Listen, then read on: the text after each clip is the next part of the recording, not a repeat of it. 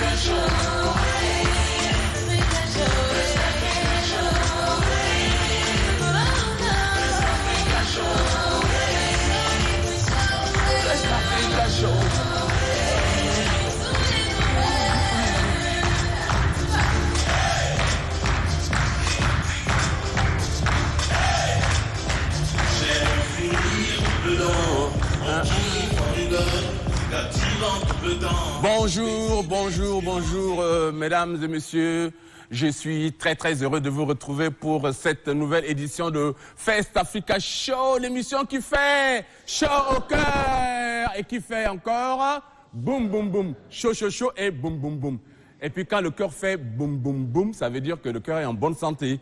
Et je vois que tout le monde rit et donc ça veut dire que tout le monde est en bonne santé. Et pour ça, applaudissez pour vous-même. Et voilà, donc comme je dis, je suis très heureux de vous accueillir pour cette nouvelle émission. Et le thème porte sur l'amour de l'école. Amour de l'école, et je vois qu'il y a des enfants du lycée féminin d'Amriguébé. Amour de l'école et scolarisation des filles. Et pour cela, sous vos applaudissements, je vous demande d'accueillir Madame la ministre de l'Enseignement supérieur, de la Recherche et de l'Innovation, Madame Lydie Biasenda.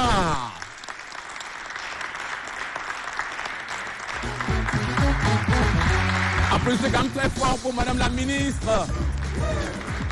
Merci Madame la ministre d'avoir répondu à « Je vous accompagne ».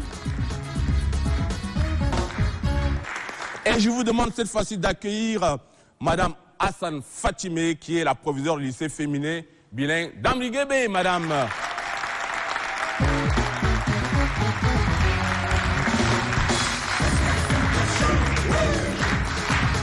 Et lycée féminin. Madame, venez, prenez place là. Et maintenant, toujours sous vos applaudissements, je vous demande d'accueillir Madame Binon Adeline, qui représente le représentant de l'UNFPA.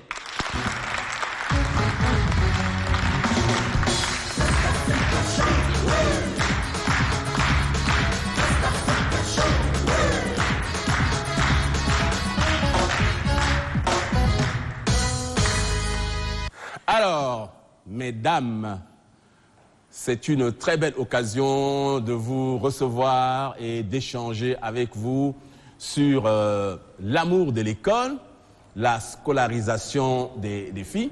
Madame la ministre Biasenda, déjà avec vous, échanger avec vous sur votre parcours. Si nous avons choisi ce thème de l'amour de l'école et de la scolarisation des filles, nous nous sommes dit ce serait très bien, ce serait important d'inviter un certain nombre de personnalités, des femmes, qui ont un parcours exceptionnel, qui occupent de places importantes à divers niveaux, et pour que les enfants, les filles qui sont là dans l'émission, ne soient pas complexés pour dire que ce n'est pas magique de devenir ministre, ce n'est pas magique d'être pilote, etc., etc. Alors, Madame la ministre,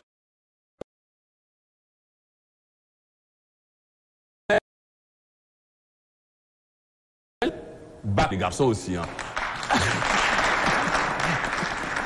Les femmes et les garçons, à commencer par moi-même qui n'ai jamais eu plus de 6 en mathématiques. Je suis désolé. Bon, mais je parle quand même français, donc ça va. Alors, madame la ministre, je disais, vous avez obtenu un bac C. Ensuite, vous êtes allé faire des études au Niger. Bon, vous avez d'abord fait la faculté des sciences de Farsha, où vous avez obtenu une licence en sciences. Par la suite, vous êtes parti au Niger, encore au Burkina, etc. Vous êtes ingénieur en agroalimentaire, agro-industrie si je ne me trompe. Également un DSS en planification de développement.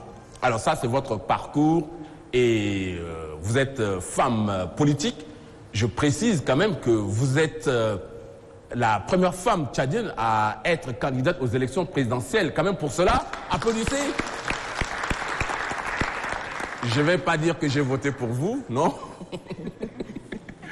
Il se pourrait que j'ai voté pour vous. En tout cas, vous êtes l'unique femme qui s'est présentée aux élections présidentielles. Et ça, pour ça, il faut avoir beaucoup de courage. Parce que si vous vous êtes présenté aux élections présidentielles, ça veut dire que vous voulez être présidente de la République du Tchad. Si je vous ai invité, effectivement, c'est pour parler de votre parcours. Maintenant, je vais vous passer la parole. J'ai beaucoup bavardé. Et pour que vous nous disiez déjà un peu, parlez-nous un peu de votre scolarité. Comment ça s'est passé déjà dans le primaire, le secondaire, avant d'arriver même à l'université, avec les garçons, comment vous vous comportiez? Est-ce que vous étiez une enfant têtue, teigneuse, travailleuse ou je ne sais pas? Merci. Je voudrais dans un premier temps saluer l'audience ici présente et m'adresser particulièrement aux filles du lycée féminin. Le lycée féminin, en fait, dans mon quartier, et donc j'ai le plaisir d'accueillir, de féliciter toutes ces filles qui sont là, mais aussi de remercier ce plateau qui nous accueille pour présenter nos expériences et notre parcours. Je profite aussi pour vous présenter mes vœux les meilleurs pour l'année qui démarre. Alors, qu'en est-il de mon parcours? Bon, comme toute fille d'une famille, j'ai été inscrite à l'école, donc j'ai commencé ici même en N'Djamena, à l'école, à la préscolaire au niveau du centre numéro 1 de N'Djamena. Ensuite, j'ai commencé à l'école des assemblées chrétiennes. De l'école des assemblées chrétiennes, j'ai fait au moins 3 classes en France. Après cela, c'est à Moundou que nous avions échoué en 1979, après la guerre qui a éclaté ici.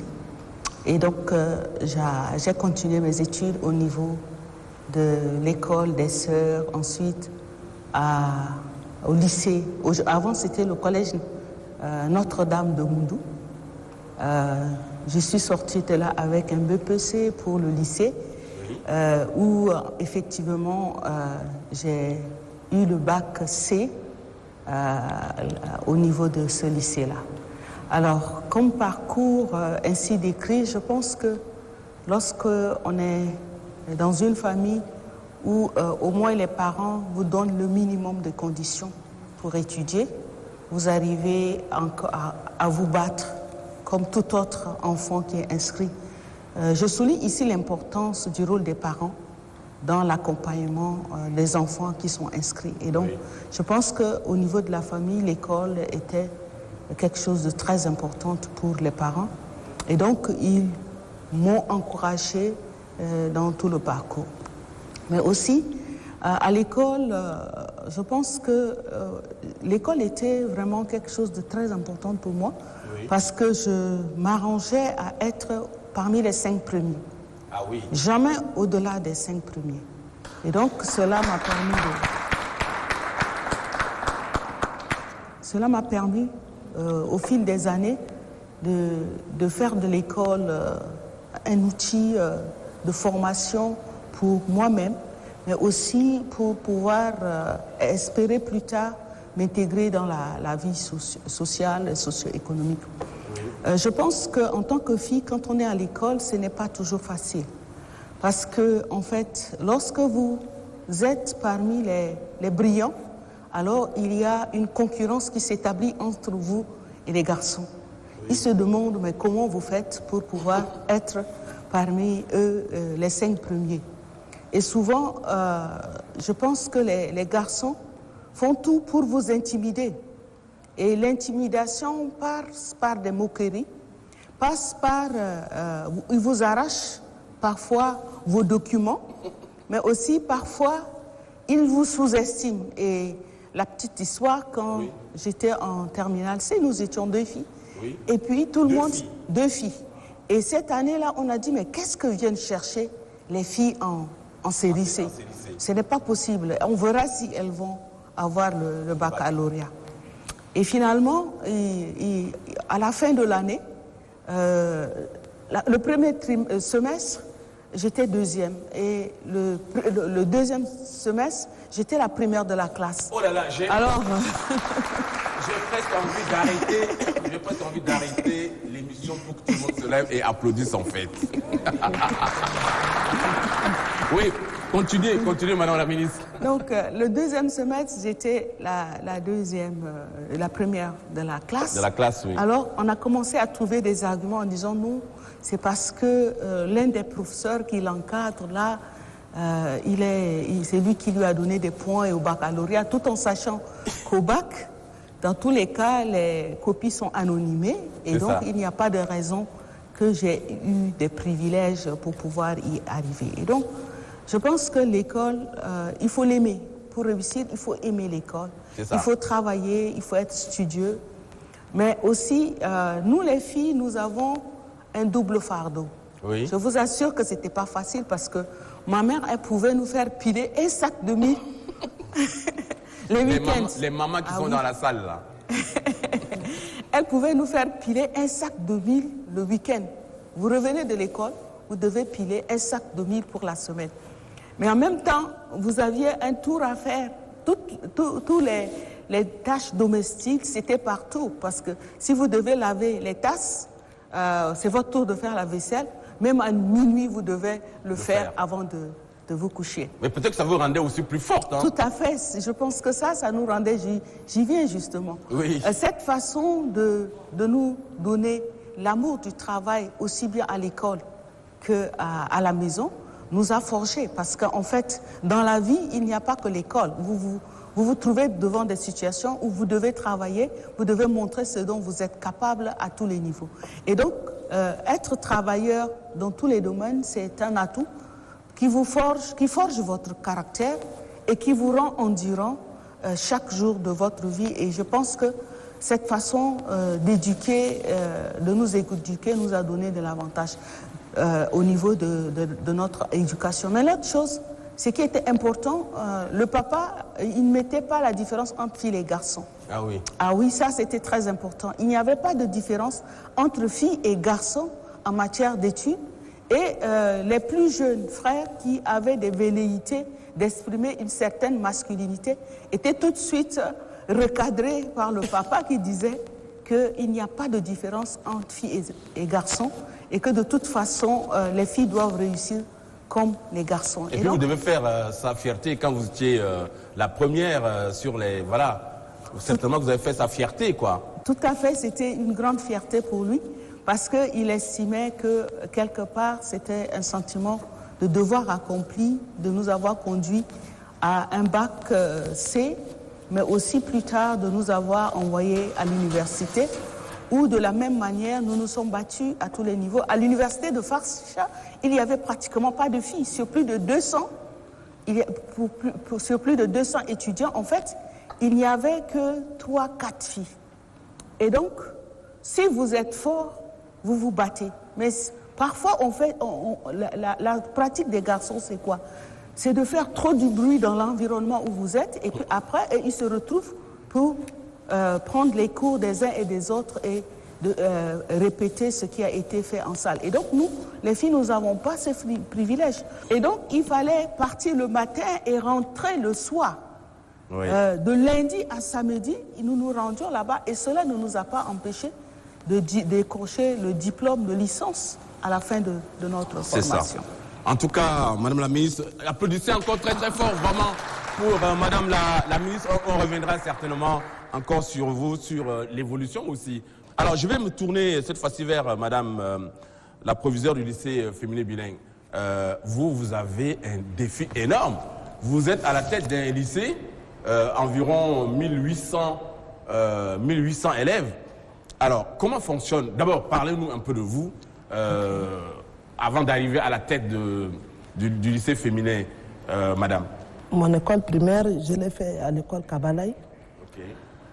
Après cela, c'était les événements de 79. Oui. Je n'ai jamais vu le village. Mon papa nous a ramenés. C'était à Kiabe. Et là-bas, c'était à l'école aussi des sœurs de Kiabe. Et après, une fois, quand les événements sont passés, nous sommes revenus à N'Djamena. J'ai continué toujours à l'école Kabalaï. Et de l'école Kabalaï, j'ai fait le lycée Félix Seboué jusqu'en terminale. Et une fois obtenu le bac A, j'ai fait l'université de N'Djamena, et j'ai obtenu ma licence en philosophie. Oh, mais madame est philosophe. Nous avons besoin de philosophie, autant nous avons besoin de scientifiques, mais nous avons vraiment aussi besoin de philosophes. D'ailleurs, nous en avons très peu au Tchad dans des philosophes. Continuez, madame. Ok. Ce n'était pas facile, comme j'étais orpheline à l'âge de 11 ans. Ce n'était pas facile. Et j'aimais l'école et je me suis donné corps et âme pour obtenir, jusqu'à venir à cet stade. Oui. Donc, mais pourquoi vous avez choisi la philosophie? La philosophie? Parce qu'à l'époque... À l'époque, il n'y avait pas assez. Nous étions 5 seulement. Oui. Nous faisons de la 5e promotion. Oui. Nous étions 5 femmes. J'ai déposé en anglais et en philosophie. Et mon nom était sorti en 2 options et il fallait choisir. Entre l'anglais et la philo? Oui. Et j'ai eu des parrains. Ils m'ont dit, tu vas en philosophie comme tu es bien en philosophie, tu vas finir vite et tu vas être intégré vite. Et comme j'aimais aussi la philosophie. Bon, à l'époque, il n'y avait même pas beaucoup de problèmes à la fonction publique. Hein. Tout le monde qui sortait pouvait être intégré. Oui. Donc j'avais la passion. Mais vous avez quand même aimé la philosophie? J'avais la passion, oui. J'avais la passion pour la philosophie. Oui. Et mes enseignants sont là, M. Amadou Maloum qui est là. Oui. J'obtenais des bonnes notes en philosophie, les 13, les 14, les 15. Oui. Donc, ce sont de bonnes notes, ça. Oui, en philosophie.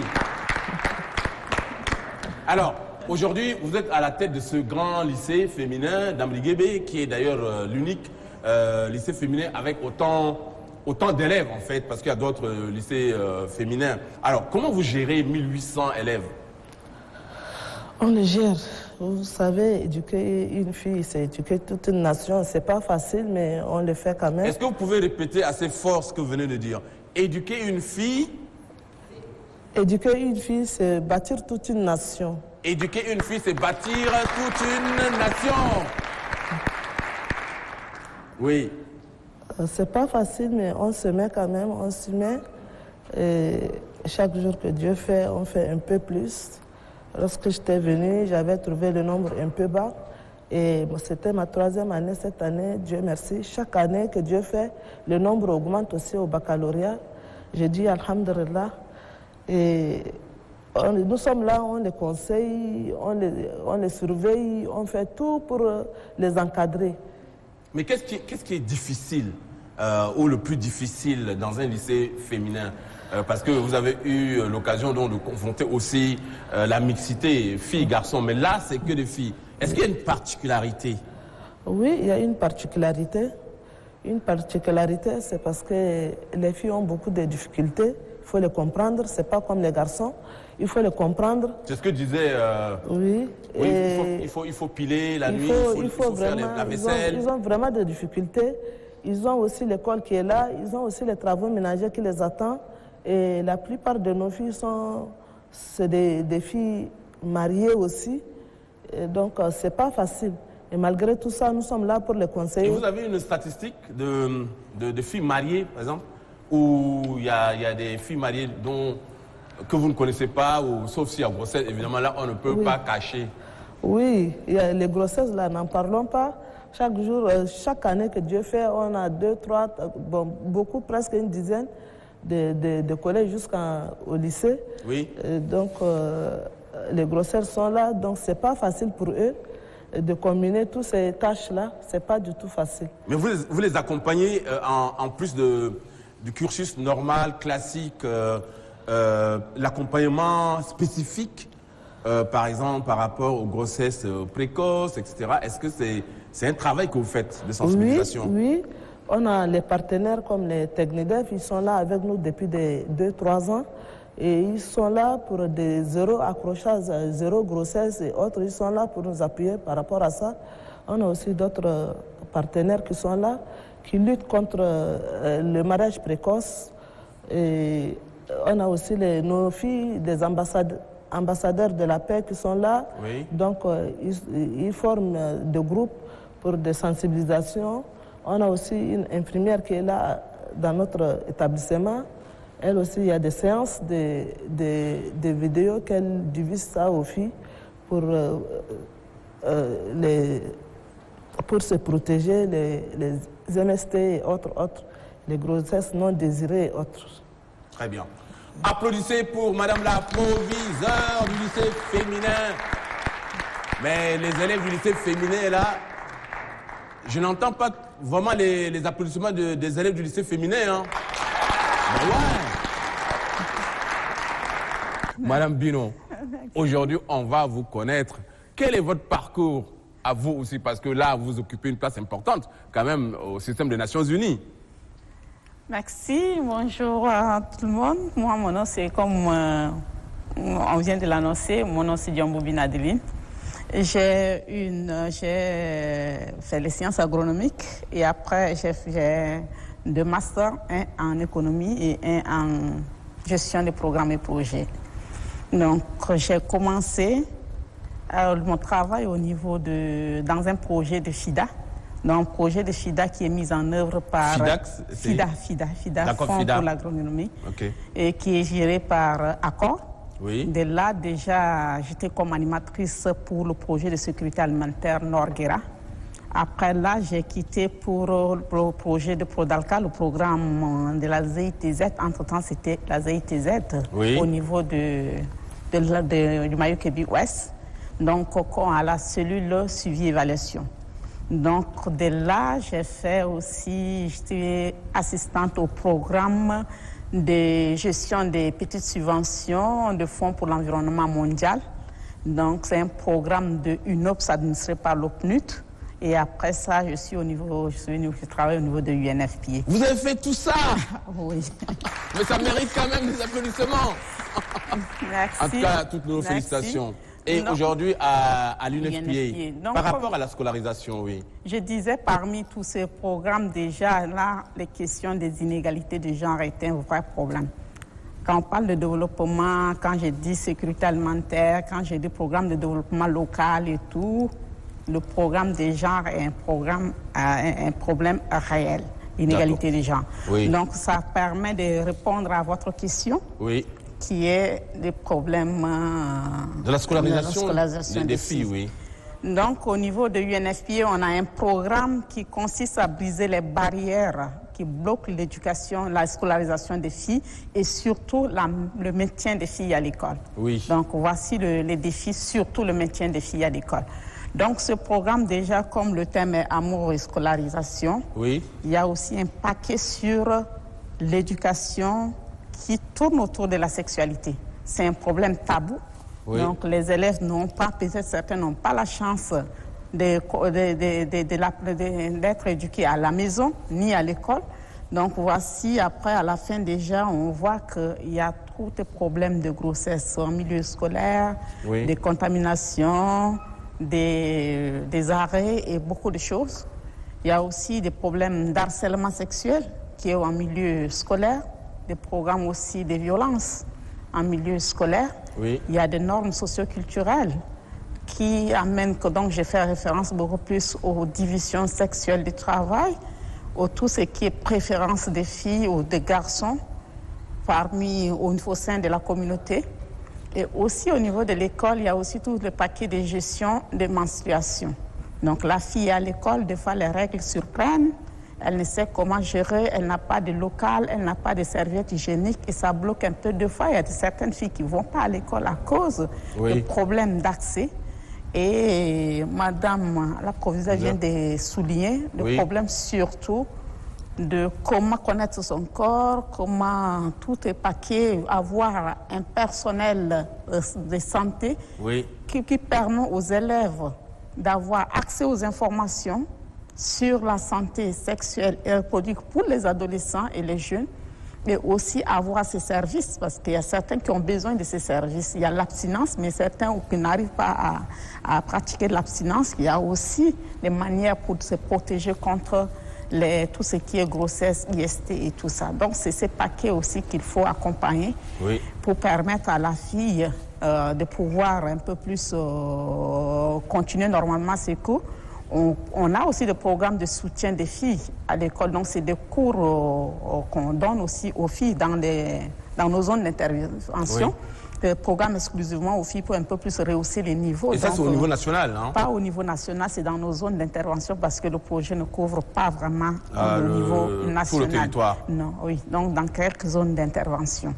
Donc, à travers ce projet, on accompagne les filles pour pouvoir un peu plus rehausser leur niveau. Il y a des paquets aussi, des kits, des prix de l'excellence, il y a des accompagnements des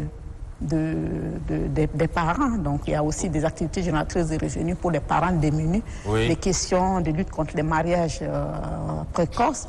Donc, ce programme est on l'exerce conjointement avec le PAM, parce qu'il y a aussi des questions de l'alimentation au niveau de l'école, la cantine, et aussi avec l'UNICEF, ou avec tout ce qui est hygiène et en milieu scolaire. Oui, donc, ça se voit que l'UNFP a vraiment beaucoup de choses, et fait beaucoup de choses. Applaudissez pour Madame Binon, s'il vous plaît.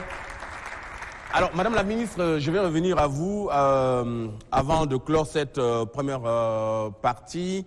Comment vous voyez l'évolution, en fait, de la scolarisation des filles? Parce qu'en votre temps, là, vous étiez 2-3 filles en série scientifique. Aujourd'hui, il y en a peut-être un peu plus. Quelle est votre analyse? En tout cas, merci pour cette question qui est cruciale dans le contexte où nous sommes et qu'on parle d'égalité des sexes et de plus en plus de la parité. L'évolution de la scolarisation de façon générale dans notre pays présente de grands défis parce que selon les statistiques, il y a 50% d'enfants de 6 à 11 ans qui n'ont pas accès à l'éducation. 50% 50% qui n'ont pas l'accès à l'éducation. Et donc, parmi les enfants qui accèdent à l'éducation, il y a un taux d'achèvement qui est faible au niveau secondaire. 17% chez les garçons et 19% chez les garçons et 17% chez les filles. Ça veut dire qu'il y a encore de grands défis à faire. Mais on peut constater que les filles et les garçons font quand même des efforts pour pouvoir s'instruire. Aujourd'hui, on voit qu'au niveau des institutions de recherche ou d'enseignement supérieur, les filles ne représentent pas 20% des effectifs. Et donc, sur 48 000 en 2018, je crois, on avait 9 000. Et aujourd'hui, ce ratio n'a pas tellement encore évolué. Mais on peut reconnaître qu'il y a davantage de filles dans différentes filières. On a des filles qui arrivent à s'en sortir dans tous les domaines. Donc, de ce point de vue, la qualité des profils aujourd'hui est diversifiée. Même si au niveau des effectifs, il y a encore des efforts à faire. Et donc, cela nous alerte sur le fait que le maintien des filles, c'est cela qui va faire en sorte qu'on aura plus de filles qui atteignent les niveaux supérieurs, mais aussi qui puissent être nombreuses afin que, au niveau des responsabilités, on y ait plus de femmes. Au niveau de l'enseignement supérieur, les femmes représentent 2% au niveau des instances de prise de décision. 2% seulement. 2%. au niveau des instances de prise de décision. Très faible. Ce qui constitue un vrai défi pour l'enseignement supérieur. Si on veut plus de femmes à un certain niveau, on doit encourager les filles à étudier, à arriver à un niveau. Nous n'avons pas encore de femmes professeurs, par exemple. Ça, c'est un défi et nous souhaitons que les femmes enseignantes-chercheurs puissent accéder à des opportunités afin de progresser en grade au niveau de l'enseignement supérieur. Mais il y a déjà beaucoup de femmes enseignantes-chercheurs. Nous avons une association des femmes enseignantes-chercheurs. Ça veut dire qu'on l'on avance. L'on avance, même si c'est avec quelques difficultés. Oui. Les femmes font leurs preuves. Il y a des femmes doyennes au niveau des universités, des facultés. Il y a des femmes vice-présidentes d'université. Je pense qu'on a quand même avancé. Mais ce n'est pas suffisant quand on parle de parité. Si on parle de parité, ça doit être 50-50. Mais là, on est loin de la parité. Hein. Nous sommes vraiment loin et souvent, nous parlons politique. La discrimination positive nous permet d'accroître la présence des femmes à différents niveaux. Et il va falloir mettre du paquet, il va falloir sensibiliser à différents niveaux pour que la politique genre soit mise en œuvre. Et au niveau surtout de l'éducation nationale, un paquet doit être mis pour que les filles progressent. Et toutes les barrières qui empêchent aux filles d'avancer doivent être soumises à l'épreuve. Parce que si nous ne faisons pas ça, nos filles seront toujours à la traîne. Et nous avons besoin des hommes et des femmes pour développer ce pays. Et nous voyons des femmes contribuer à la vie de notre nation. Donc il n'y a pas de raison qu'il n'y ait peu de femmes encore dans les différentes sphères de prise de décision, mais aussi dans différents secteurs. Nous n'avons pas beaucoup de femmes dans les secteurs électromécaniques. Nous avons une paléontologue qui va se présenter tout à l'heure, mais elles ne sont pas nombreuses. Nous voulons qu'on draine plus de filles dans ces secteurs-là pour qu'il y ait une masse critique qui soit sollicitée dans différents domaines. Alors la ministre avait parlé d'encourager, c'est très important. Et c'est pour ça que nous avons sollicité le lycée féminin.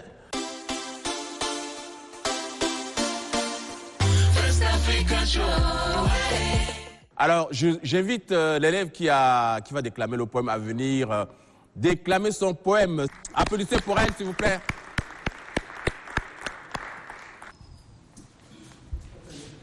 À vous, mes chers parents, ce vers libre de vous dire merci de m'avoir envoyé à l'école. À Madame la proviseure du lycée féminin pour ses conseils. À tous les personnels féminins et les élèves qui font la célébrité du lycée. Merci. Alors donc, applaudissez très fort. En fait, elle, c'est une dédicace pour les parents, pour la proviseure, très très reconnaissante envers ses enseignants et tout. Et maintenant, ça va être le poème. Mais tu t'es pas présenté en fait. Comment tu n'as pas dit comment tu t'appelles? Bien. Je m'appelle Ramatia Hassan, je suis en classe de la terminale 2. Terminale quoi? D. D. Ouais. Et tu vas faire quoi après? Tu veux faire quoi après? La biologie. Je vais devenir une enseignante. Ah, très bien. Et voilà. Très bien. En tout cas, félicitations. Moi, je t'encourage. Tu vas nous fabriquer des médicaments parce qu'on n'a pas assez. Hein. C'est bon. Merci. Alors, et toi? Bonjour. Je réponds au nom de ma forêt Stéphanie. Je viens du lycée féminin en classe de terminale A. Terminale A. Ouais. Tu aimes la littérature comme moi? Ok, on va écouter ton poème. Ok. Notre poème est intitulé sur l'amour de l'école. Moi, j'aime l'école. Et je l'aime toujours. Car dès mon âge enfantin, chaque matin, je courais à toutes jambes après mes frères aînés. Je pleurais chaque matin lorsqu'ils partaient à l'école. Et on me répétait comme un refrain, « Repars à la maison, tu n'es qu'une fille, ta place n'est pas à l'école.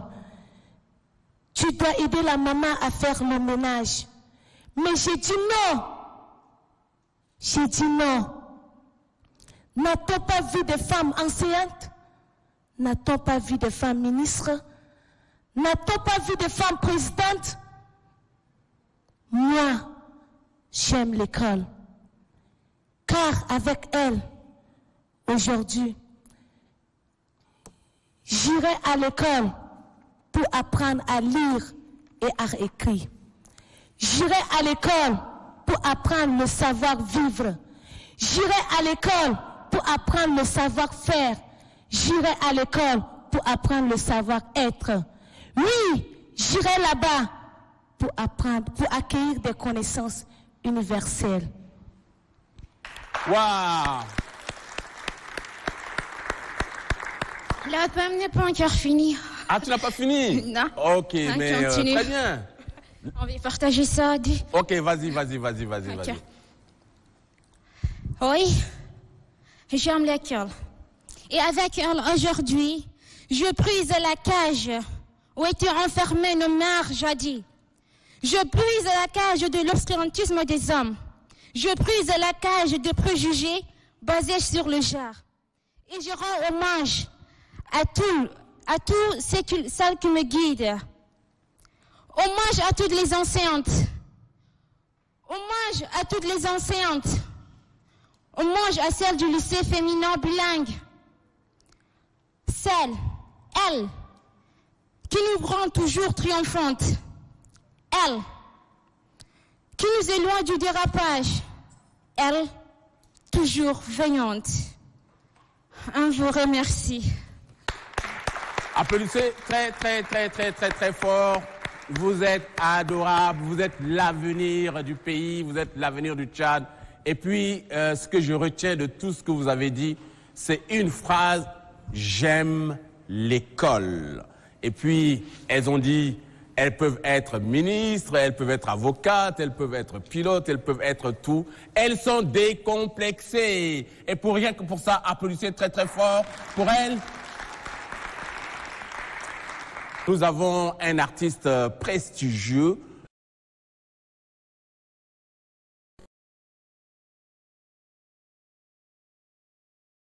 Aux enfants. C'est Danapi pour interpréter une chanson pour nous. Danapi, applaudissez très fort, s'il vous plaît.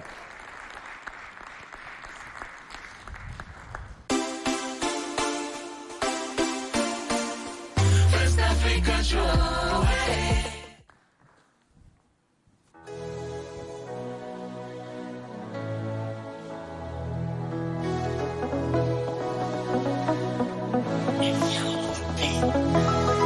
Benedisa Musakaire Matarfaraji. Benedisa Musakaire Matarfaraji. Elle n'a que 12 ans, elle n'a que 13 ans, elle n'a que 12 ans, elle n'a que 15 ans. Elle n'a que 13 ans. Brillante à l'école, elle faisait la fierté de ses enseignants. Elle était la plus éveillée de sa classe, déterminée et toujours ponctuelle à sa place. Mais trop petite pour dire non à l'autorité parentale ou traditionnelle. Donc victime de cette bague au doigt forcé, de surcroît précoce pour mieux l'enfoncer. Une fatale barrière à son éducation. Elle doit dire adieu à toutes ses belles ambitions. Celle de devenir ingénieur, avocate ou docteur pour mieux aider ses frères et sœurs.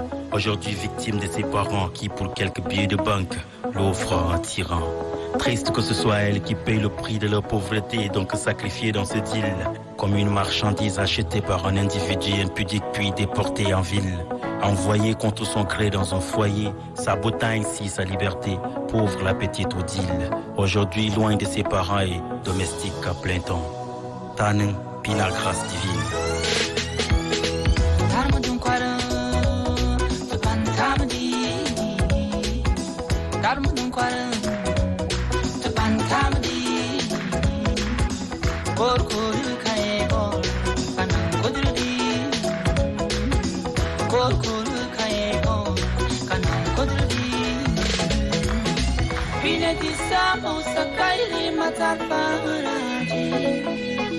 Benedisa Musakaire Matarfaraji.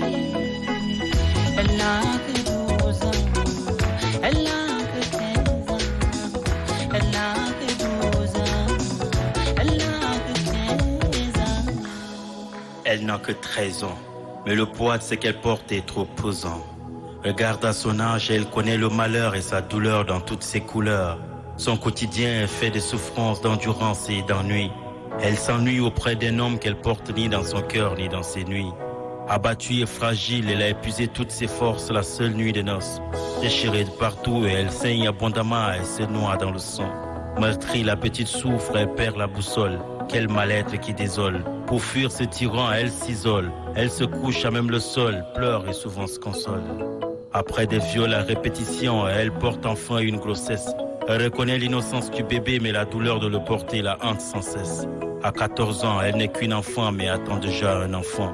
Mais avec quelle maturité et quelles conditions de santé, avec quelle résistance et surtout quelle énergie adaptée. Pitié, à son âge, le corps et l'esprit ne sont pas prêts pour le mariage. Nos enfants nous appartiennent, mais ils ont droit à la protection. Disons non au mariage des enfants et surtout oui à leur éducation.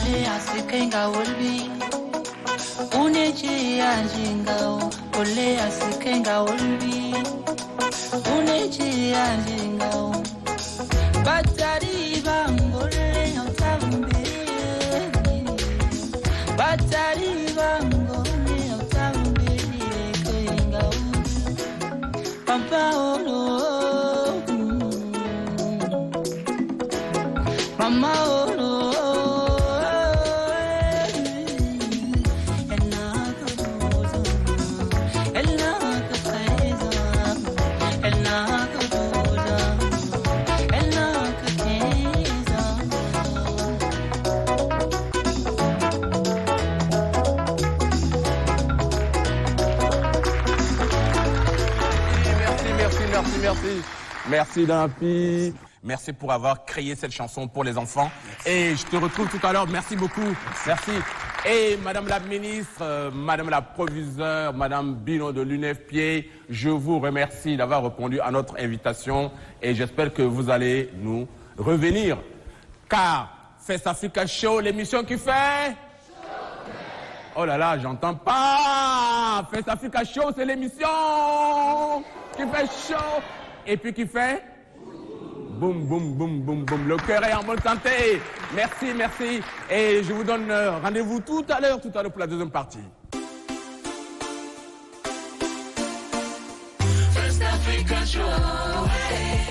Et voilà, mesdames et messieurs, je vous retrouve pour la deuxième partie de l'émission consacrée à l'amour de l'école et à la scolarisation des filles. Et dans la première partie, je vous avais annoncé la présence de la ministre de la Femme et de la Protection de l'Enfance. Et elle est bel et bien là. Je vous demande, sous vos applaudissements, d'accueillir Madame Amina Priscille Longo.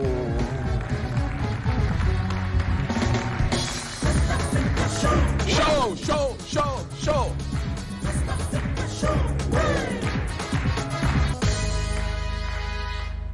Madame la ministre de la Femme, de la Protection de l'Enfant, avec toute sa délégation ici présente. Merci d'avoir répondu à notre invitation. Venez vous asseoir. Souvent, j'accompagne mes invités parce que... Et cette fois-ci, toujours sous vos applaudissements, nous allons accueillir Sœur Aline Emmanuel Bédégué Kartmar.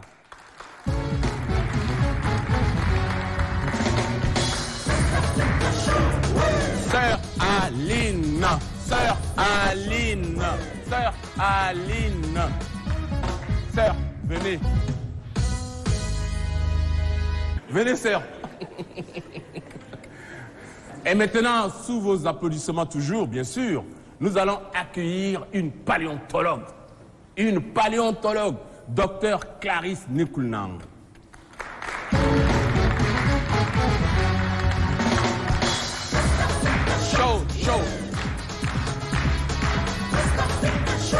allons toujours prier pour la chaise.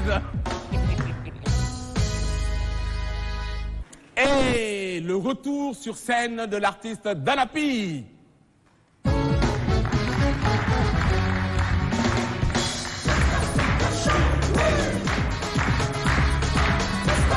Danapi, l'homme de l'émission, le seul homme.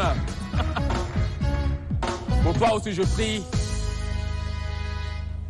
Je suis très heureux de vous accueillir pour cette deuxième partie de l'émission dont le thème est Amour de l'école, scolarisation des filles. Et puis, applaudissez pour le lycée féminin qui est là, qui nous fait l'honneur de venir. Voilà. Donc, le lycée féminin qui est là, et c'est pour elle, justement, que nous vous avons invité. Le lycée féminin, c'est une majorité, évidemment, de filles, 1800 élèves environ. Et avec ces filles, nous voulons qu'elles comprennent qu'elles n'ont pas besoin d'être complexées et que vous êtes des modèles. Et c'est très important de vous recevoir pour échanger avec vous. Madame la ministre de la Femme, et là, c'est ministre de la Femme. Je salue la délégation du ministère de la Femme. Alors, Madame la ministre de la Femme, avec le grand sourire. Alors, rien que pour ça, pour les élèves du lycée féminin, vous voyez cette dame qui est là, elle est ministre, n'est-ce pas? Et alors, donc, vous pouvez être aussi ministre. Applaudissez pour elle d'abord. Alors, mais ça ne tombe pas du ciel, hein, être ministre. Non, ça ne tombe pas comme ça du ciel. Elle est là, je suis ministre, je suis devenu ministre. Non, il y a du travail. Madame Amina Priscille Longo, avant de devenir ministre, on vous a connu dans la communication, vous avez fait des études managériales, vous êtes spécialiste dans l'événementiel, l'humanitaire, ça a été vraiment votre dada. On vous a connu aussi à travers ça.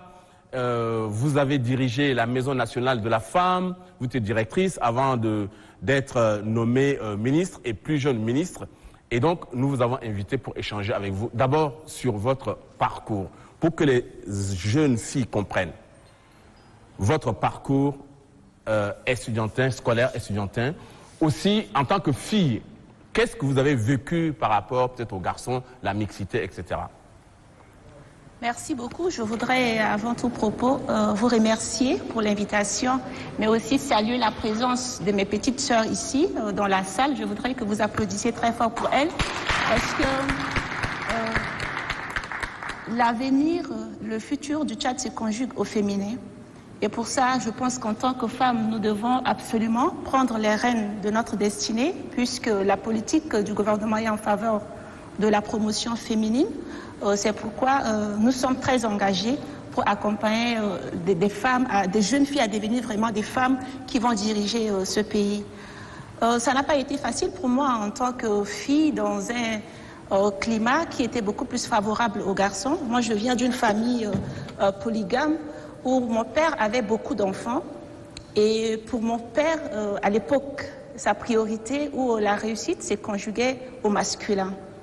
Et j'ai grandi dans cette atmosphère qui m'a beaucoup forgée et a aussi développé en moi beaucoup de capacités de résistance face à l'adversité. Je voyais aussi comment ma mère, parce qu'elle c'est mon exemple, comment elle se battait pour miser sur notre éducation. Je me disais déjà toute petite, je disais à ma mère que quand je vais grandir, je vais mettre en place une fondation pour aider les filles à se déterminer, à s'affirmer dans la société. Et donc, c'est comme ça que j'ai commencé à grandir. Après mon baccalauréat, en série A4, j'ai opté d'aller au Ghana. Au départ, je voulais être avocate. Okay. C'était mon ambition.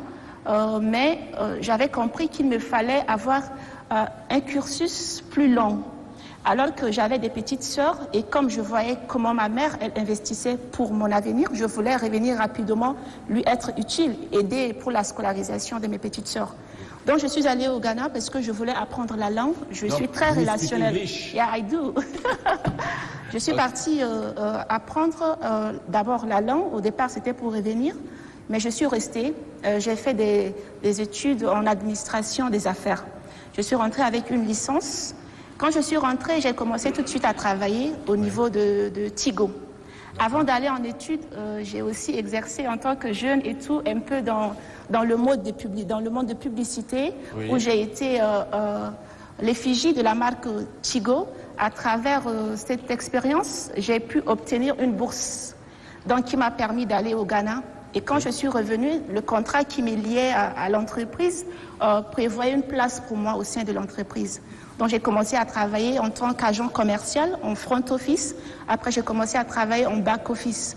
Avant de travailler à Tigo, excusez-moi, j'ai eu une petite expérience au niveau de RTL, au sein du call center de RTL, où j'étais obligée de travailler de 23h à 6h du matin et tout, avec un salaire très dérisoire. Mais je voulais déjà marquer mon indépendance et appuyer ma mère pour l'éducation de mes petites sœurs. Donc je suis rentrée, après j'ai commencé avec Tigo, où j'avais développé beaucoup de capacités de résistance parce que quand je suis rentrée, je suis tombée enceinte. Malgré cela, je me suis dit que c'était pas fini, il fallait toujours forcer et tout. Donc je me suis forgée, j'ai travaillé 9 mois. 9 mois à Tigo, j'avais une opportunité dans une entreprise pétrolière que je nommerais Glencore. Et donc j'ai postulé et j'ai été retenue. J'ai commencé là en tant qu'assistante avant d'être superviseur. J'ai fait 5 années là. Et au moment où je continuais le travail et aussi j'étais déjà mariée, donc j'étais dans mon foyer, je poursuivais à côté aussi des études en master de communication institutionnelle. Et après cela, j'ai eu à fonder ma fondation que vous connaissez, Child Helping Hands, qui me permettait de travailler justement avec les jeunes filles, la sensibilisation pour le maintien des filles à l'école, l'autonomisation des femmes veuves, mais surtout briser le tabou autour des menstruations en milieu scolaire. Donc c'était très vite, ça a pris de l'ampleur, on était sur le terrain, jusqu'à ce que Dieu me fasse grâce d'être directrice générale de la Maison nationale de la femme. Alors c'était une institution sous tutelle du ministère de la Femme et qui avait pour objectif la formation, l'encadrement, l'accompagnement et l'autonomisation des femmes. J'ai donc fait 1 an pile là-bas, avant d'être promue ministre de la Femme et de la protection de la petite enfance. Je ne m'attendais pas à cela. Mais Dieu a voulu utiliser mon parcours et chaque fois je me dis 6 mois, j'ai pu, c'est que toute autre jeune fille peut aussi arriver là. Et justement, mais comment vous avez réagi le jour où le décret est tombé, où Amina Priscille Longo, ministre de la Femme et de la Protection de l'Enfance? C'est comme le concours Miss Tchad. Donc on l'enveloppe, il y en a qui tombent. Vous n'êtes pas tombé? Alors moi j'ai failli tomber. Hein, ah oui? Parce que je n'ai pas suivi le décret, je n'ai pas été consultée. Et donc j'étais en chemin. Je me rappelle, j'étais chez mon beau-père. Et en chemin pour la maison, mon téléphone sonne, je décroche. Et puis on me dit, félicitations madame. J'ai dit, félicitations, qu'est-ce qui s'est passé? J'ai gagné au loto ou quoi? Et on me dit, vous avez été nommé ministre. J'ai dit, ministre? Oui. J'ai dit, oui, ministre de la Femme. J'ai dit, oh mon Dieu. En fait, je pensais que tout le monde autour de moi me voyait arriver vers là à travers ma présence auprès des femmes, mais des couches les plus vulnérables. Oui. Sauf moi, je ne voyais pas cela parce que je faisais mon travail. C'est la jeunesse aussi, parce que vous étiez très jeune, donc peut-être... Oui, non seulement ça, je n'avais pas de calcul politique. Je faisais mon travail avec le cœur, j'étais vraiment présente au moment où il fallait, mais avec le cœur sans calcul politique, jusqu'à ce que la promotion arrive. Et c'est là où je me suis dit, on peut commencer, les Ivoiriens souvent disent, on peut commencer dans un bas quartier pour arriver aux 2 plateaux. Donc moi, j'étais quelque part à Bénin là-bas, et pour moi, aujourd'hui, je dis que c'est possible. De Bénin à la présidence. Ah oui, mais encore non, au ministère. Ouais. Très bien. En tout cas, applaudissez très fort pour Madame la ministre. Alors, sœur Aline Emmanuel Bédégué Kertemar. Oui. Comment vous allez? Je vais bien. Alors, vous êtes à la tête d'un lycée aussi des filles, le lycée Assomption, un lycée privé. Hein. Mais avant de parler de votre lycée des filles, au décennies desquelles vous présidez, parlez-nous un peu de vous, parce qu'on va dire non, mais c'est une sœur, on ne sait pas, elle n'a pas fait les études, mais pour être sœur, on fait les études pour être sœur. Alors, pour être sœur, on fait des études. Oui. Donc, je suis née dans une famille, mon père était enseignant, et je suis aînée de 9 enfants. Et après moi, c'était des garçons, 5 garçons. Et donc, j'ai grandi dans un milieu très masculin. Masculin, oui. Et en plus, dans la maison, j'avais des oncles, des cousins. Donc, c'était vraiment un milieu masculin. Oui. Mais ce que j'avais déjà appris dès mon jeune âge, oui. Mon père me disait, tu es l'aîné de la famille, mais ne te considère pas comme une fille. Ah oui. Tu es un enfant comme les autres et tu peux réussir. Mais il y a encore des hommes comme ça à policer pour eux, c'est pas possible. Voilà. Oui. Donc ce tabou dans ma famille était tombé tout de suite. Dès le jeune âge, j'avais appris à me battre, même avec un peu d'hostilité, entre guillemets, parce que c'est un monde masculin oui. dans la famille. Mais vous étiez l'aîné, donc j'étais l'aîné. Vous étiez chef quand même, hein? J'étais l'aîné, mais il fallait se battre pour garder son droit d'aînesse. Oui, pas dans le sens mauvais, mais pour maintenir un peu mon rôle de jeune fille dans la maison, mon rôle de mère quelquefois aussi. Oui. Et à l'école, j'ai eu beaucoup de soutien de la part de mon père. Du coup, à l'école, je n'avais que des garçons comme amis. Et parce que je pouvais frayer un chemin au milieu des garçons à l'école, j'ai étudié à Kélo. Oui. Et je me rappelle bien qu'à l'époque, en terminale, nous étions 4 filles. 4 filles seulement sur 50 élèves. Et donc, il fallait trouver son chemin parmi ces garçons. Oui. Qui, parfois, ce n'était pas facile, mais j'ai pu, parce que j'avais vraiment le soutien de ma famille. De la famille et surtout du père. Et surtout de mon papa qui m'encourageait beaucoup à étudier. Oui. Et donc, j'ai aussi eu mon bac littéraire, série A. Oui. Et après ça, je me suis inscrite à l'université en N'Djamena. D'accord. Et à l'université, c'était pire. Parce que là, dans l'amphithéâtre, c'est 300 étudiants. Nous n'étions pas 10 femmes. Et j'étais là, de ma promotion, j'étais la jeune fille. Les autres étaient déjà des femmes, voilà, qui venaient avec leur mari, tout ça. Les gens pouvaient les respecter. Et moi, oui. j'étais vraiment petite. Oui. Et les étudiants, quand je faisais mon entrée, on me disait « Mami, mami, mami ». Mais Salut mamie, c'est petit quoi. C'est petit, mamie, parfois il venait prendre mon sac, le sac de la petite mamie qui entrait. Et du coup, ça me faisait grandir parce que comme j'étais de grande taille, je suis de grande taille déjà. Oui, oui, oui. Donc je pouvais Vous aurez pu faire du basket, hein? Ah oui, je l'ai fait. Ah. Voilà, donc voilà, c'est comme ça que j'ai pu étudier. Donc oui. après ma licence, après l'université, j'ai exercé comme enseignante au lycée Assomption. J'étais jeune fille au lycée Assomption. Ah, déjà? Voilà. Okay. Donc, j'ai enseigné au lycée Assomption pendant 5 années. Et c'est le contact avec la congrégation a fait que finalement, en regardant tout le parcours de ces jeunes filles que j'accueillais, et vraiment, je le faisais avec cœur parce que je voulais que ces filles grandissent. Et je voulais que ces filles prennent leur place dans la société. Du coup, voilà. Le désir de m'investir davantage était venu dans la vie consacrée. Très bien. Donc c'est comme ça que j'ai demandé d'entrer dans la congrégation. Et donc j'ai fait le parcours de formation et je suis rentrée au Tchad après la première étape de la formation. Oui. Mais je ne suis pas restée longtemps, je suis repartie en formation. Et c'est depuis 2017 que je suis arrivée dans mon pays et au lycée Assomption comme religieuse.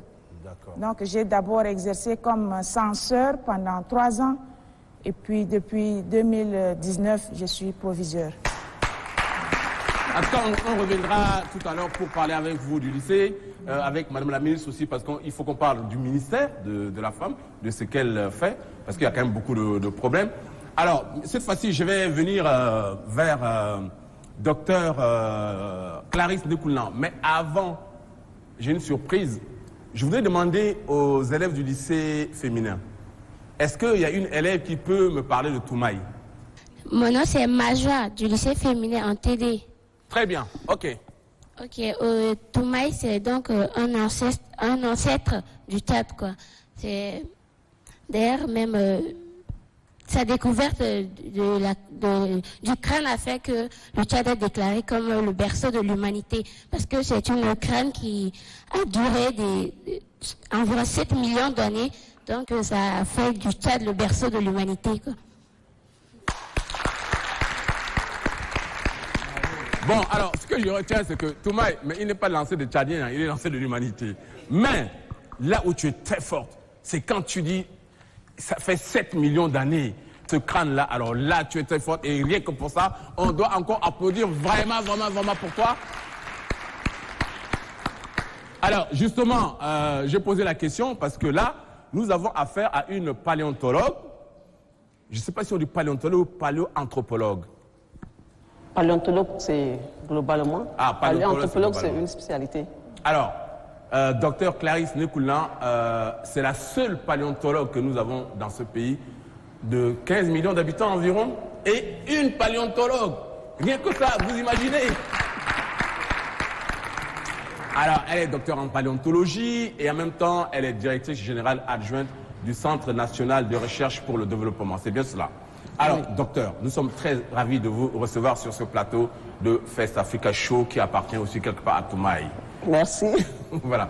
Alors, dites-nous un peu, avant de parler de Toumaï, votre parcours pour arriver jusqu'à être paléontologue et la seule paléontologue, comment vous avez fait?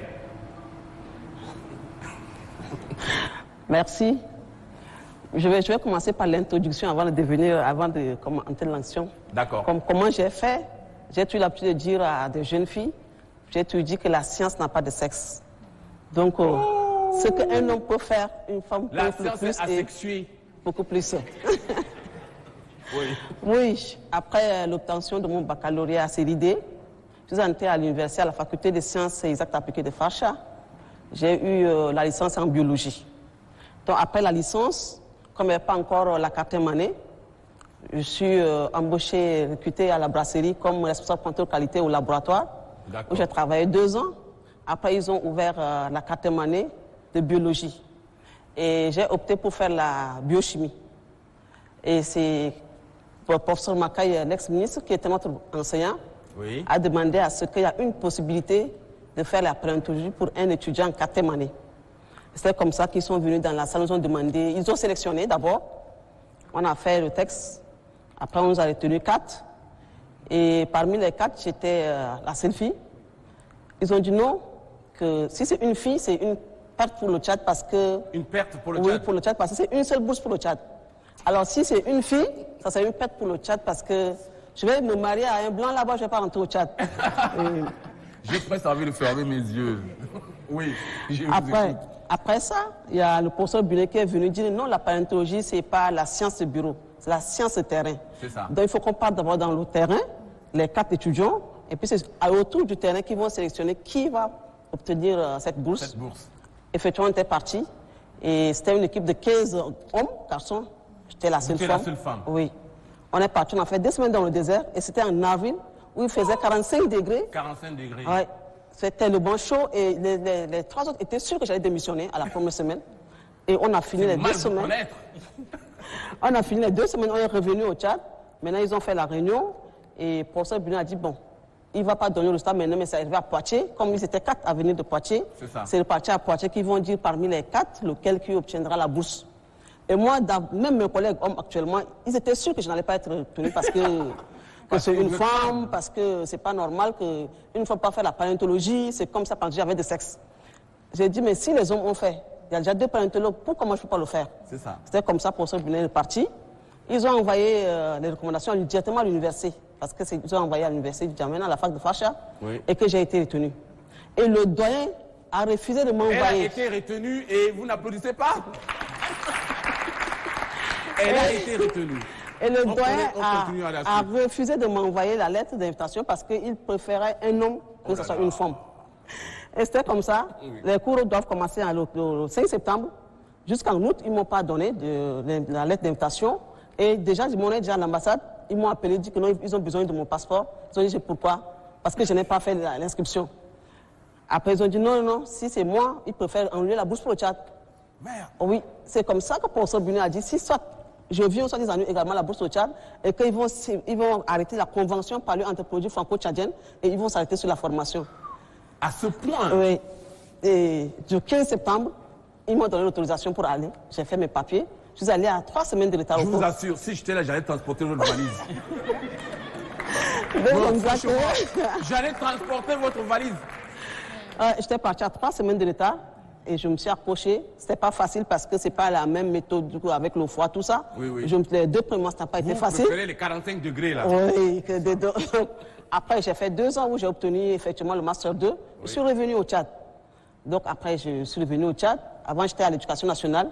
On m'a fait mon location pour être maintenant dans l'enseignement supérieur. Donc on m'a nommé responsable de collection paléontologique du Tchad au CNAR, entre ex maintenant, c'est CNRD. Le CNRD, oui. Oui, j'étais là-bas, j'ai travaillé pendant 2 ans. Et après, j'ai obtenu la bourse pour la thèse. Oui. On m'a appelé pour aller faire la thèse. Malheureusement... Il n'y a pas de blocage. Bon, parce que j'étais la seule, donc la bourse me destinait. C'est ça. Malheureusement, je viens d'accoucher à 3 mois. Après, j'ai dit, bon, j'ai atteint ma limite de femme, donc je ne vais pas abandonner ma fille de 3 mois et que le master me suffit. Ah oui, oui, la limite de femme? Oui, parce que pour moi, il dit que non, une femme, c'est limite. Bon, comme c'est qu'ils ont dit que non, je ne peux pas atteindre le niveau de... Même je suis arrivé au Master 2, c'est suffisant. Donc moi, je ne peux pas abandonner ma fille de 3 mois pour aller pour la thèse. Je suis restée. Après, j'ai parlé à mon père qui m'a dit que non, mais s'ils peuvent te donner 3 mois de plus, tu peux sauver ton enfant à 6 mois. Oui, ta maman peut s'occuper de l'enfant. Et j'ai dit non, je ne peux pas abandonner ma fille à cause de l'école, parce que c'est bon, Master 2, c'est suffisant pour moi. Après, je suis restée 1 mois. Ils m'ont appelé de Poitiers, je confirme mon inscription ou pas. Je suis revenu encore. J'ai dit, si vous me donnez 3 mois de plus, j'irai. Comme ça, ils m'ont accordé 3 mois de plus. Ah. Et à 6 mois, j'ai servi fermement ma fille, je suis partie à Poitiers. Ça n'a pas été facile parce que laisser un enfant de 6 mois pour aller étudier, c'était pas facile les 2 premiers mois, mais après, je me suis accrochée. Donc, j'ai exigé à ce que je fasse une thèse par alternance et que je fais 6 mois là-bas, 6 mois ici. Ils ont accepté, du coup. Donc, j'ai fait 6 mois là-bas, 6 mois ici. J'ai fait les 2 ans. Et la 3e année, je suis reparti avec ma fille, j'ai fait 1 année pleine, où j'ai soutenu ma thèse de doctorat en paléontologie, et je suis revenu au Tchad. Avec l'enfant. Dans les bras. Oui. Non, c'est formidable. Vraiment, applaudissez très très fort. Mais en fait, vous avez lutté contre votre destin, hein? Ben oui, parce que je ne voulais pas passer que non, une femme ne peut pas le faire. Au master. Mais pourquoi ils ont fait, moi je ne peux pas le faire. Mais arrivé à un moment, c'est vrai, j'ai failli laisser à cause de l'enfant. Mais je me suis dit non. Si je laissais, ils allaient dire qu'effectivement, je ne peux pas arriver à leur niveau de doctorat. Donc il fallait que j'arrive au bout. Et je suis arrivé au bout avec eux. Merci en tout cas, félicitations. En tout cas, toutes mes félicitations. Alors, Danapi, l'artiste, tout à l'heure, quand je te présentais, toi, tu as le privilège que je te tutoie, hein, parce que les autres, je les vous vois. Mais c'est un privilège de tutoyer, parce que nous sommes la même famille des artistes, tout simplement. Alors, tout à l'heure, quand je t'ai présenté, je disais que tu ciselais les mots.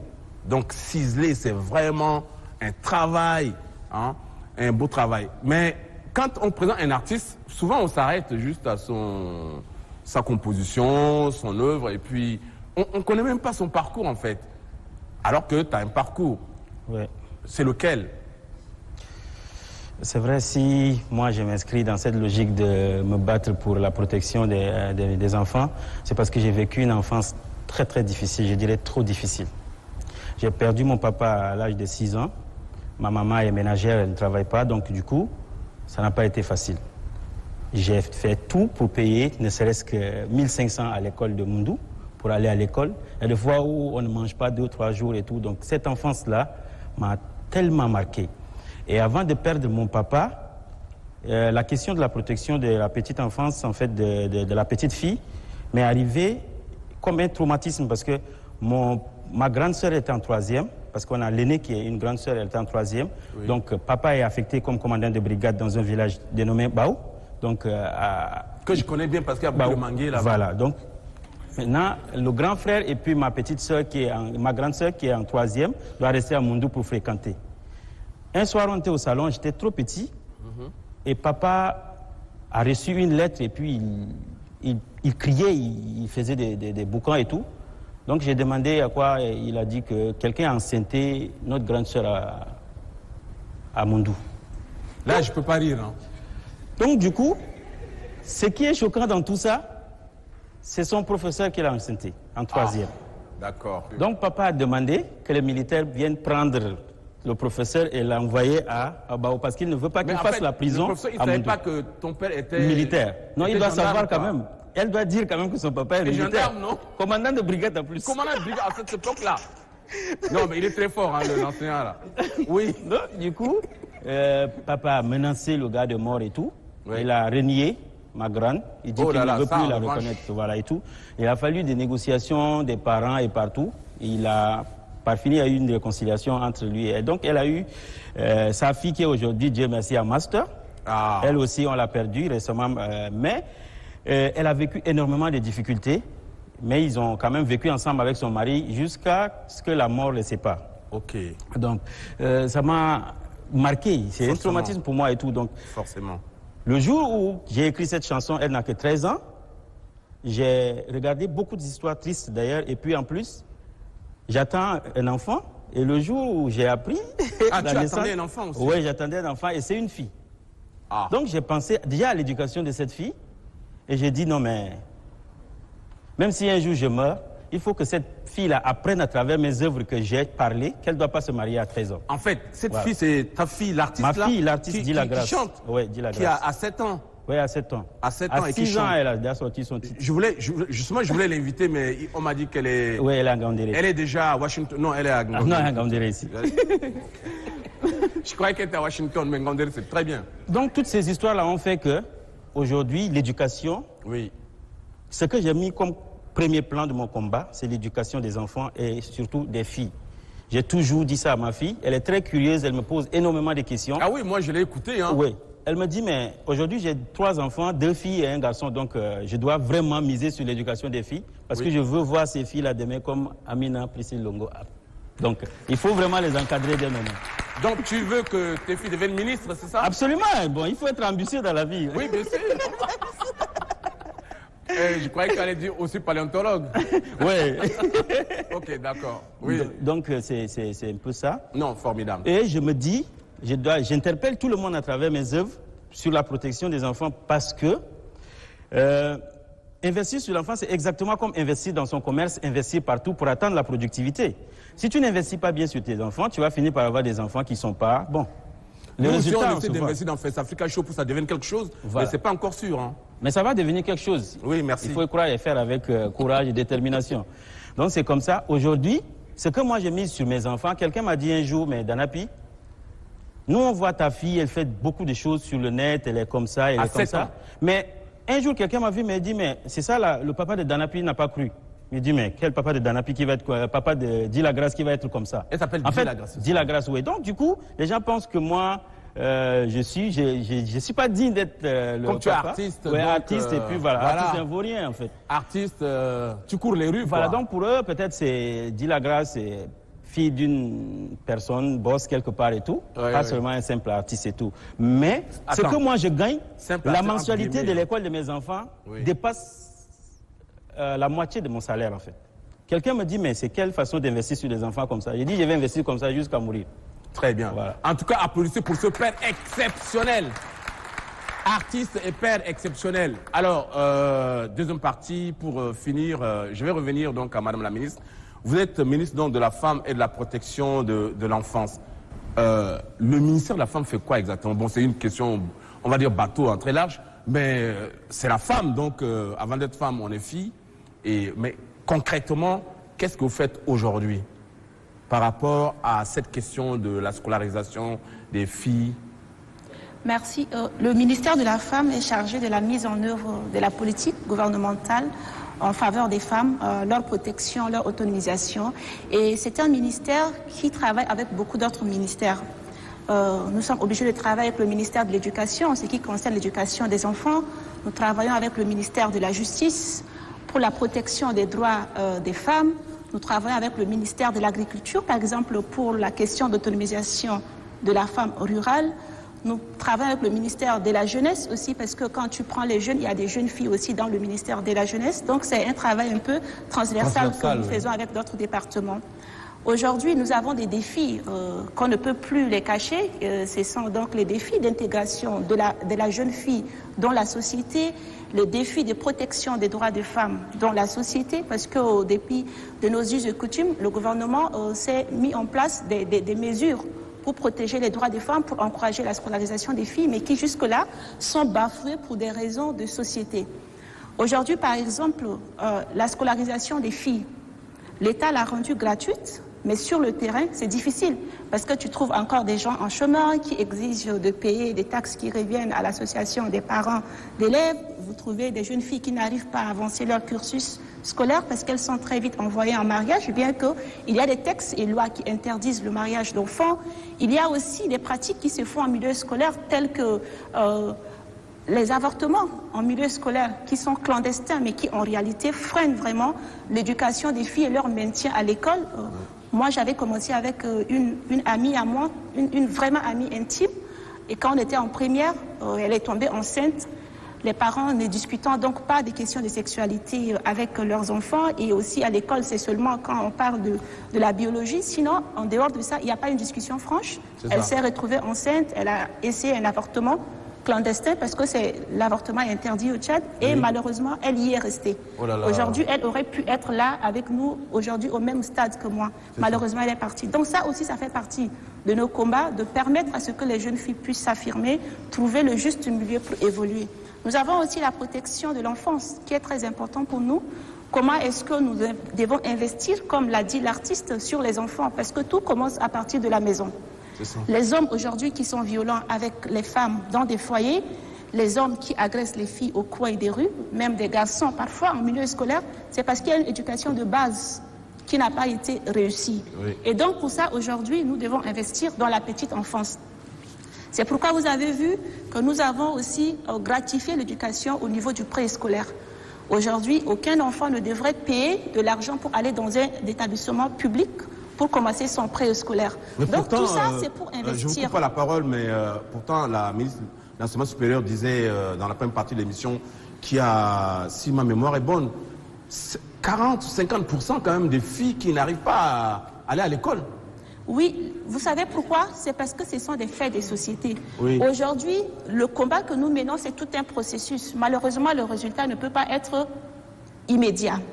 Il y a de cela 30 ans en arrière, on n'était pas à 50%. Je pense qu'on aurait pu être à 80%.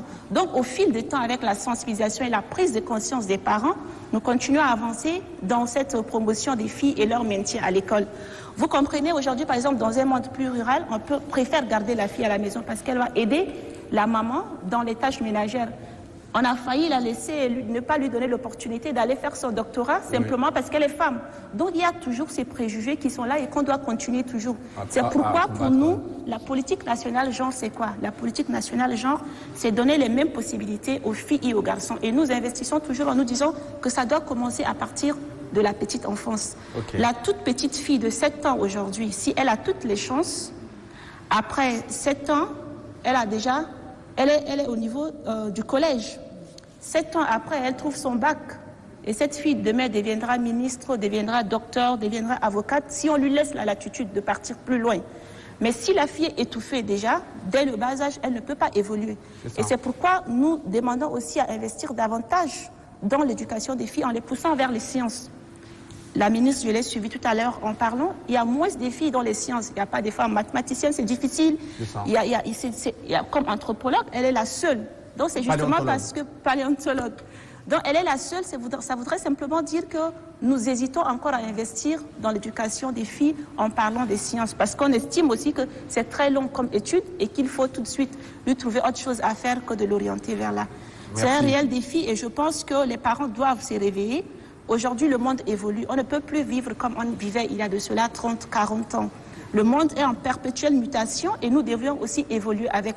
Et nous sommes au Tchad, plus de 50% de la population est féminine. Ça voudrait dire qu'on doit donner la chance aux femmes et aux jeunes filles d'évoluer. Si on veut vraiment faire prospérer ce pays, sinon ça sera à cloche-pied. Il n'y aura pas d'équilibre. Si on veut.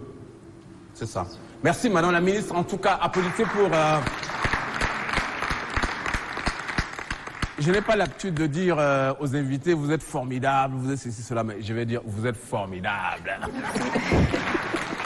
Et puis, vous êtes vraiment la chance, une chance inouïe pour les jeunes filles, parce que, d'abord, vous êtes très jeunes, et à travers vous, et puis votre dynamisme, hein, parce que moi, je vois comment vous travaillez, comment vous combattez, vous êtes de votre époque aussi avec, vous savez utiliser aussi les nouvelles technologies, etc. Et tout ça, ça fait partie du combat en fait. C'est avec beaucoup de défis. Et moi, je voudrais dire autre chose aux jeunes filles et toutes celles qui vont suivre l'émission, c'est qu'elles ne doivent pas se laisser étouffer. C'est ça. Elles ne doivent pas se laisser étouffer. Elles doivent, tout ce que je peux subir ou tout ce que je fais aujourd'hui, c'est pour que demain, s'il y a une autre jeune fille de mon âge qui arrive au stade gouvernemental, qu'elle ne soit plus sujette des préjugés ou qu'elle ne puisse pas être sous des barrières quelconques. Aujourd'hui, c'est difficile, mais croyez-moi, mes jeunes petites sœurs, dans 5 ans, 10 ans, quand ça sera vous, le chemin aura été aplani pour vous. À 22 ans, ministre. Merci, en tout cas, merci vraiment, merci pour ces témoignages, cette prise de parole qui met du baume au cœur à Fest Africa Show, en tout cas. Ma sœur, là, la ministre m'a tendu la perche par rapport à l'investissement, parce que là, vous avez le destin d'un certain nombre de filles en main. Et comment vous organisez leur formation, quelles sont vos ambitions, les difficultés aussi, bien sûr? Alors, le lycée Assomption, c'est un lycée féminin et nous accueillons les élèves de la classe de 6e préparatoire en terminale. Et donc, au second cycle, qui est ouvert depuis 5 ans seulement, nous avons la branche technique commerciale et scientifique uniquement. Et donc, c'est un lycée ouvert à toutes les filles, voilà, de n'importe quelle couche sociale. Et notre éducation pour les filles, pour nous, c'est un combat que nous menons pour que cette fille qui est là aujourd'hui avec nous devienne une femme demain. Et nous appelons cela la pédagogie de la transformation. Donc, nous accueillons les enfants toutes petites. Il faut qu'elles arrivent grandies demain, mais de manière intégrale. Et notre slogan, c'est le but de l'éducation, c'est de préparer un enfant à tous les devoirs de la vie. Et donc, nous disons un enfant, nous ne disons pas une fille. C'est un enfant à tous les devoirs de la vie. Ça veut dire que ces filles que nous accueillons peuvent tout faire. Et elles ont toutes les facultés, elles ont toutes les capacités, elles ont besoin d'être soutenues, d'être encouragées. La preuve, elles sont là. Hein. Et moi, j'ai fait la 3e à Assomption. Oui, à Assomption. La preuve. Voilà. Et oui. Donc, ce sont des filles qui grandissent bien et nous accueillons les filles de différentes couches, je disais tout à l'heure, oui. De différentes couches sociales, et nous vivons dans un esprit de famille à l'école. Et les enfants grandissent avec les autres pour que demain notre société soit transformée, soit viable. Et nous ne leur disons jamais, vous êtes des filles, vous êtes des êtres humains comme tout le monde, et elles apprennent tout et elles font tout et bien. Et elles sont intelligentes. Sœur, mais parfois je me demande, je me dis, mais c'est une question que je pose, hein, est-ce que c'est vraiment nécessaire de créer des établissements exclusivement féminins? C'est nécessaire dans notre condition du Tchad, notre contexte du Tchad, oui, où la fille n'a pas encore atteint toutes les possibilités qu'offre la société pour sa... Parce que là, elle fait un parcours jusqu'en terminale, elle n'est jamais confrontée aux hommes. Elle est confrontée aux hommes puisque ses enfants ne sont pas dans un internat. Elles viennent le matin, elles rentrent le soir. Et donc, elles sont dans leur société, elles sont dans les familles. Les week-ends, elles sont dans les familles. Et même dans le parcours normal, elles ont le temps de brassage avec les autres écoles. Et donc, c'est pour répondre aux besoins de l'heure. Nos filles au Tchad ne sont pas encore arrivées comme les autres, comme les garçons. Et donc, il faut donner la chance aux filles pour le moment. Et c'est depuis 20 ans que l'Assomption travaille pour les filles. Peut-être que dans l'avenir, cette école deviendra mixte, peut-être. Mais pour le moment, l'école est pour les filles et nous travaillons pour que ces filles grandissent bien. Et au niveau des résultats scolaires? Très bien. Le bac 2021, elles avaient fait 100%. 100%? Oh mon Dieu! 100%! Bravo, bravo pour l'unité Assomption. Docteur Clarisse Nekoulnan, parlez-nous un peu du terrain et puis du CNRD. Merci. Je ne vais pas trop parler du terrain, mais plutôt je vais parler de la paléontologie. Maintenant que vous êtes patronne, vous n'allez plus sur le terrain. Hein? Ben si, je suis d'abord chercheur. Avant de devenir directrice, ça c'est... Ah, moi je me disais, bon, vous êtes là derrière votre bureau, maintenant c'est bon, vous cherchez plutôt les chercheurs. Non, mais si je reste dans le bureau, je ne vais pas augmenter en grade. Il faudrait que je vienne sur le terrain, faire des recherches, rentrer avec le stade des serres, publier pour augmenter en grade. D'accord. Donc vous continuez les recherches. Oui. Ok, parlez-nous un peu alors de ces recherches, du travail du CNRD. même si le temps, on court maintenant après le temps. Je fais 2 minutes parce que je vais parler long aussi. Je fais, bon, terrain, c'est vrai que je fais toujours des missions de terrain. Oui. Et ce que je cherche à dire, parce que faire les missions de terrain, comme j'avais dit avant, parmi les hommes, ça n'a pas été facile au début. Mais maintenant, je me sens vraiment à l'aise. Quand je fais 2-3 mois, je dis, mais pourquoi on ne part pas sur le terrain? Parce que c'est le seul moment où on est dans le désert, il n'y a pas de maison, il n'y a personne. On est entre nous, on discute avec les hommes, on travaille normalement. Des fois, je dis, mais comment tu peux aller aimer le désert qu'en N'Djamena? Elle dit, mais je me sens à l'aise dans le désert qu'ici en N'Djamena. Donc, on fait toujours des missions de terrain. En fait, on va dans le terrain, on fait des fouilles, on ramène les fossiles au CNRD, parce qu'on a le service de conservation et valorisation des collections paléontologiques du Tchad, qui est au CNRD. Donc, on vient, on fait des travaux de laboratoire. Et puis, parce qu'on n'a pas de laboratoire, on n'a pas de machine ici. Donc, si c'est un fossile qu'on a besoin de déterminer, on les envoie dans un laboratoire à Poitiers ou soit à Montpellier. C'est avec eux qu'on travaille. Mais je vais parler de la paléontologie en tant que telle parce que ça m'a même fait plaisir de voir qu'il y a un élève qui a répondu qu'est-ce qu'est Toumaï. Quand j'étais en terre, je faisais des conférences dans des lycées, par exemple, des petits élèves, ils connaissent ce que c'est que Toumaï, ils connaissent ce que c'est que le Tchad, comment Toumaï a été découvert, mais au Tchad, il y a des élèves jusqu'en terminale qui ne connaissent pas ce que c'est que Toumaï. Qu'est-ce que Toumaï a apporté à ce pays? Effectivement, donc ça me fait vraiment plaisir. Vous ne mettez pas les moyens dans la communication? Effectivement, on ne valide pas trop ce que c'est que la paléontologie, ce que c'est que Toumaï. Et beaucoup d'élèves ne connaissent pas ce que c'est que la paléontologie. Ce n'est pas seulement aller dans le désert, ramasser les fossiles, venir rester au bureau. On peut faire plusieurs choses avec la paléontologie. On peut faire la paléo-environnement, la paléoclimatologie, on peut la stratigraphie, on peut faire plusieurs choses avec la paléontologie. Donc, effectivement, ce que je suis en train de faire maintenant, je suis en train de faire la valorisation numérique des fossiles du Tchad. On a au total de 22 000 fossiles actuellement, où je m'occupe de la valorisation, de la vulgarisation. Donc maintenant, on est en train de scanner les photos, on va mettre l'image en 3D dans une base de données, ça reste stocké au CNRD, au lieu que les chercheurs en font la demande pour venir, parce qu'on est le seul pays actuellement en Afrique centrale qui possède les collections paléontologiques. Donc si les autres chercheurs peuvent se déplacer pour venir au Tchad, ils peuvent directement télécharger l'image en ligne et payer le site du CNRD qui pourra aussi valoriser également le CNRD. Comme ça, vous aurez un peu d'argent pour faire la communication. Oui, effectivement, on a un peu d'argent pour faire la communication parce qu'on est limité par les moyens. Donc voilà, c'est ce que je fais aussi par rapport à l'administration. Je suis DGA, effectivement, je m'occupe de volet administratif, de ressources humaines, mais je fais beaucoup plus de ma recherche que des ressources humaines. Quand j'ai un peu de temps, d'abord, je le fais parce que je valide. La recherche. Ah, la recherche. Oui, parce que c'est ça qui me revient de droit. J'ai entendu maraîchage. Non, c'est la recherche d'abord, et puis l'administration vient après. Oui, c'est ça. Donc voilà, c'est ce que je fais actuellement. En tout cas, applaudissez pour Dr Clarisse Moutoula, s'il vous plaît. Merci beaucoup. Et donc, merci d'avoir répondu à notre invitation. Merci. Alors, un dernier mot pour la route, comme on dit. Je vois les élèves ici en face de nous, donc je leur souhaite beaucoup de courage. Qu'elles tiennent fort et qu'elles ne baissent pas les bras surtout, qu'elles réussissent pour être un modèle pour dire la grâce, qu'ils les regardent aussi. C'est bien. Voilà, l'émission tire à sa fin et je vais vous remercier la main sur le cœur.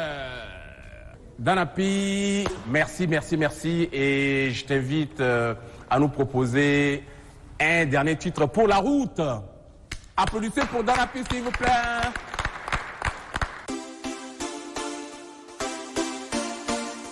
First African Show.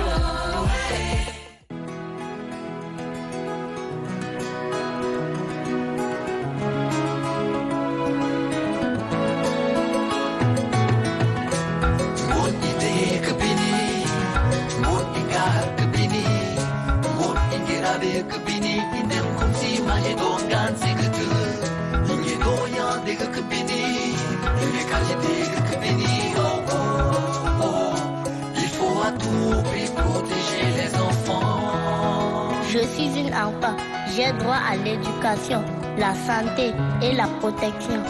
Il faut à tout prix protéger les enfants. Bola maingon kari, yamad malekolo, yamad mundoya, ngan madangile, mamdoya, karim telndele, bini royan elim domtbo, ainde kadi kirimabo. Ainde kadi kirimabo.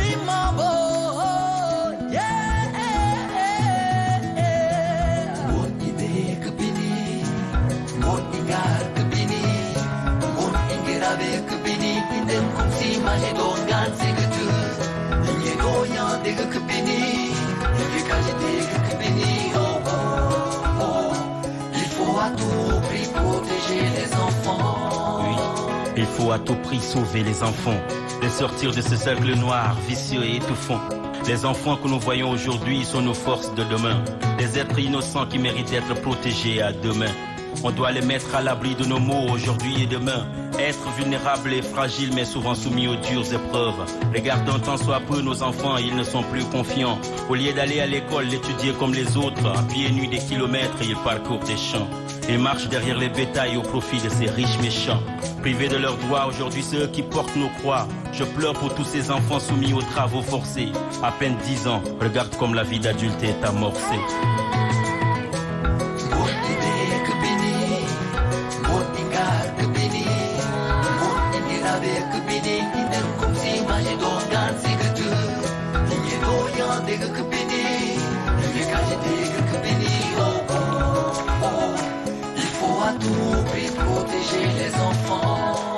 J'ai vu des enfants être brûlés à la main et même battus à mort. Ils sont sortis avec des fractures, des blessures partout sur leur corps. Victimes de la dictature, torture et privation de nourriture. Pourquoi tant de haine, tant de violence dans l'éducation de nos propres enfants? À partir de maintenant, on doit apprendre à être des bons parents, pas violents, toujours présents pour le bien-être des enfants.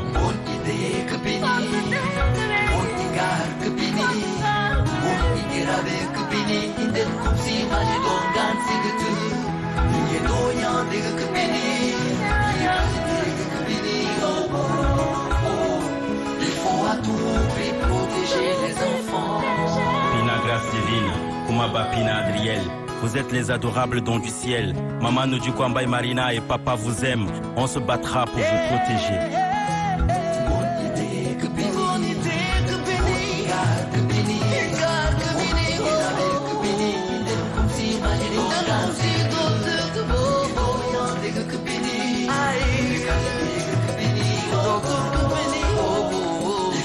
Il faut à tout prix les enfants. Il faut à tout prix sauver les enfants. Il faut à tout prix sauver les enfants.